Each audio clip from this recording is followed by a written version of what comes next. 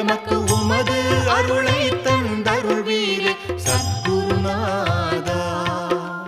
என்றும் உமது திருப்பாதங்களை சேவிக்க வேண்டும் அப்பா. கருணை காட்டி எமக்கு உமது அருளை தாருமையா.